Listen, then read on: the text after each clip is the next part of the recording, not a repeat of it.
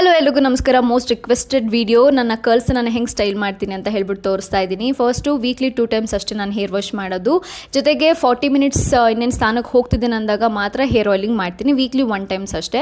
ಯಾವುದೇ ಆಗಲಿ ಶಾಂಪು ಅಂತ ಬಂದಾಗ ದಯವಿಟ್ಟು ಮೈಲ್ಡ್ ಇರೋಂಥ ಶಾಂಪುಗಳನ್ನ ಪರ್ಚೇಸ್ ಮಾಡಿ. ಜೊತೆಗೆ ನಿಮಗೆ ಸ್ವಲ್ಪ ಪ್ಯಾರಾಬಿನ್ ಫ್ರೀ, ಸಿಲಿಕಾನ್ ಫ್ರೀ ಇರೋಂಥ ಶಾಂಪುಗಳು ಅವೈಲೇಬಲ್ ಇದೆ, ಚೆಕ್ಔಟ್ ಮಾಡ್ಬೋದು. ಕರ್ಲಿ ಹೇರ್ಗೆ ಅಂತಲೇ ಸಪ್ರೇಟಾಗಿ ಕೂಡ ಬಂದಿದೆ, ಅದನ್ನು ಕೂಡ ನೀವು ಬಳಸ್ಬೋದು. ಅದಾದಮೇಲೆ ಕಂಡೀಷ್ನರ್ನ ದಯವಿಟ್ಟು ನಿಮ್ಮ ಹೇರ್ ಎಂಡ್ಸಿಗೆ ಮಾತ್ರ ಅಪ್ಲೈ ಮಾಡಿ, ಸ್ಕ್ಯಾಲ್ಪ್ಗೆಲ್ಲ ಅಪ್ಲೈ ಮಾಡಬೇಡಿ.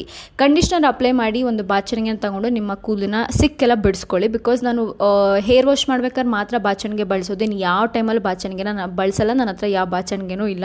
ಎಂಥ ಫಂಕ್ಷನ್ ಇದ್ರೂ ಕೂಡ ನಾನು ಹಾಗೆ ನನ್ನ ಹೇರ್ನ ಸ್ಟೈಲ್ ಮಾಡ್ಕೋತೀನಿ. ಸೊ ಕಂಡೀಷ್ನರ್ ಹಾಕಿ ಆದಮೇಲೆ ನಿಮ್ಮ ಹೇರ್ಗೆ ಹೆಂಗೆ ಬೇಕು ನೀವು ಆ ಥರ ಸ್ಟೈಲ್ ಮಾಡ್ಬೋದು. ನಾನಿಲ್ಲಿ ತೋರಿಸಿದ್ದೀನಿ 2 ಮೆಥಡ್, ನೀವು ಅದನ್ನ ಟ್ರೈ ಮಾಡಿ. ಅದಾಗಿ ಒಂದು 20 ಮಿನಿಟ್ಸ್ ಹಾಗೆ ಬಿಟ್ಬಿಡ್ತೀನಿ.